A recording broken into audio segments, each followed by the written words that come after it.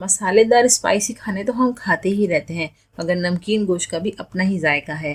अक्सर आपने देखा होगा नमकीन गोश्त में ग्रेवी नहीं होती। ये मैंने नमकीन गोश्त बनाया है ग्रेवी के साथ। इसको ज़रूर ट्राई कीजिए, इंशाल्लाह आपको बहुत पसंद आएगा। अल्लाहुम्मा सल्ली अला मुहम्मद व अला आलि मुहम्मद। दोस्तों और साथियों, आप भी बढ़िए और मेरी माँ की मग़फ़िरत के लिए दुआ कीजिए। शुक्रिया। 1 किलो गोश्त लिया बॉन्ग का, इसमें नरोटे और हड्डियाँ भी शामिल थी 1 किलो के अंदर ही। नरम गोश्त हमें चाहिए होता है। 3 दरमियानी साइज़ के टमाटर लेने हैं, उसके छिलके उतार देने हैं। और फिर ही हमने लिया 1 प्याली तेल, उसमें लहसुन अदरक का पेस्ट हमने डाला चमचा भर के। जब पेस्ट अपना कलर चेंज कर लेगा तो हम इसमें डालेंगे 1 चमचे के करीब नमक।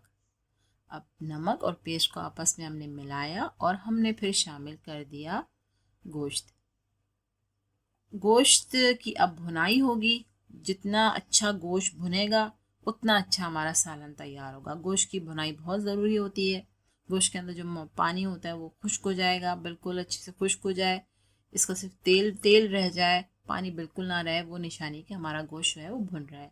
आज मैं आप लोगों को ना कैंसर से रिलेटेड भी कुछ चीज़ें बताऊंगी। 3 बड़ी इलायचियाँ मैंने डाली कि जब अम्मी की और एक अदरक का टुकड़ा, अदरक बारीक कटी हुई।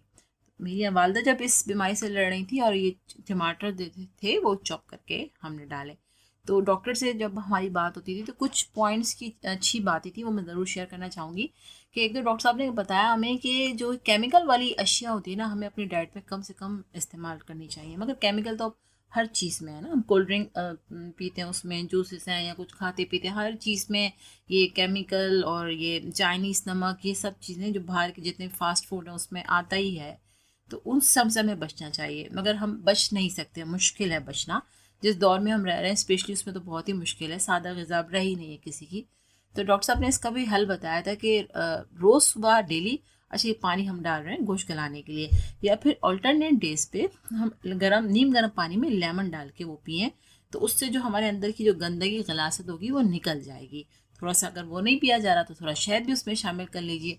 तो डॉक्टर साहब ने बताया ये बहुत ही अच्छा तरीका है कि नीम गर्म पानी थोड़ा सा लें 1 कप के बराबर, उसमें थोड़े से नींबू के कतरे डालें और शहद अगर डाल सकें डाल लें। रोज़ाना पी सके तो सही है, नहीं तो ऑल्टरनेट डेज पर। ये हमने ढक दिया हमारा, और जब एक जोश आ जाएगा हमारे पानी को, उसके बाद हम दरमियानी आंच पे मैं गोश्त को गलाने रख दूँगी। अब भी हमने लिए 2 दरमियानी साइज़ के टमाटर, सॉरी प्याज, और इसको हमने जो है बॉयल करने रख दिया। इतने 1-2 उबाल आए कि प्याज जो हमारी नरम हो जाए। मुझे ग्रेवी बनानी थी इसलिए मैंने 2 बड़े प्याज इस्तेमाल किए। आपको ग्रेवी नहीं बनानी, आप एक छोटा प्याज या 1 प्याज ही आप इस्तेमाल कर सकते हैं। ये हमारे जब प्याज नरम हो गए हमने इनको निकाल लिया। अब इस प्याज के साथ 4-5 हरी मिर्चों को मैंने पेस्ट बना लिया, प्याज और हरी मिर्च का।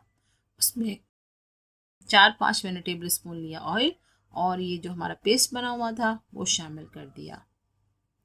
अब यहाँ पे हम पानी डाल रहे हैं। जग में जो पेस्ट बचा हुआ था उसमें पानी शामिल करके वो पानी मैंने डाला, और 2 कप मैं इसमें पानी डालूंगी। ये जो प्याज का पेस्ट है इसको मैंने अच्छी तरह से पकाना है। अगर ये अच्छी तरह से नहीं पकेगा तो प्याज की एक मखसूस एक हीक रहेगी। इस अच्छी तरह पानी डाल के अच्छी तरह पकाना है। बॉयल जब आने लगेगा हल्की आंच में मैं रख दूंगी, दरमियानी आंच पे, और पकता रहेगा, पानी कम हो जाएगा। आपको लगे कि अभी भी एक इसकी मखसूस स्मेल बाकी है, और पानी मज़ीद डाल दें, और इसके प्याज के पानी को आपने, प्याज की पेस्ट को आपने पकाना है। अब हमने अपना गोश्त देखा। गोश्त हमारा यहाँ पे देखिए कितना खूबसूरत कलर आया है। तकरीबन हमारा गोश्त यहाँ पे गल चुका है, डन है बिल्कुल। हम इसको चेक भी कर लेते हैं।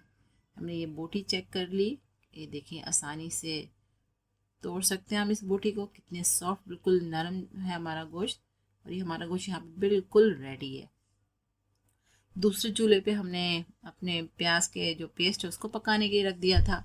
अब हम उसको देखेंगे उसका क्या हाल है। ये देखिए इतना, ये हमारा रेडी है। प्याज और तेल जो है वो अलग अलग हो गए। ये निशानी है कि हमारी जो प्याज है वो अच्छी से पक चुकी है, उसको बहुत अच्छी तरह से हमने पका लिया है। अब हमारा जो दूसरी तरफ गोश्त तैयार हो चुका था वो शामिल कर देंगे इस पेस्ट के अंदर हम, और इसको हम मिक्स करेंगे।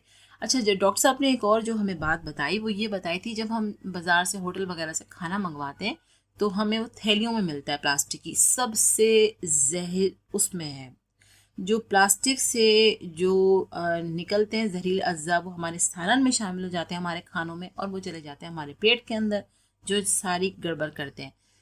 ये 2 दही के मैंने भर के चमचे डाले, इसको मिक्स कर दिया मैंने अच्छी तरह से। तो इस चीज़ का हमें बहुत ख्याल रखना चाहिए। अगर हम होटलों से बाहर से खाने की चीज़ें मंगवाते हैं तो प्लास्टिक की थैलियाँ ना लें, अपने बर्तन दें। अच्छा, मुझे दही कम लगी तो मैंने 1 टेबल स्पून फिर भर के मैंने दही का इस्तेमाल किया है। इस तरह से 3 दही के मेरे चमचे गए हैं। तो हमें इस चीज़ का बड़ा ख्याल रखना चाहिए।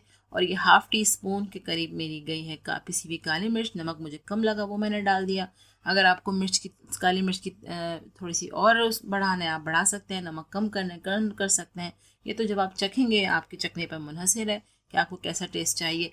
लेमन मैंने आधा इसको डाला। अच्छा, आधा क्योंकि ये प्याज है इसमें, तो लेमन जाएगा, वो खट्टा नहीं करेगा, बैलेंस कर देगा, जायका बहुत ही मज़ेदार हो जाएगा। लेमन के चंद कतरे नहीं, बल्कि मैंने आधा लेमन को इस्तेमाल किया। मैंने इसको दम पे रख दिया।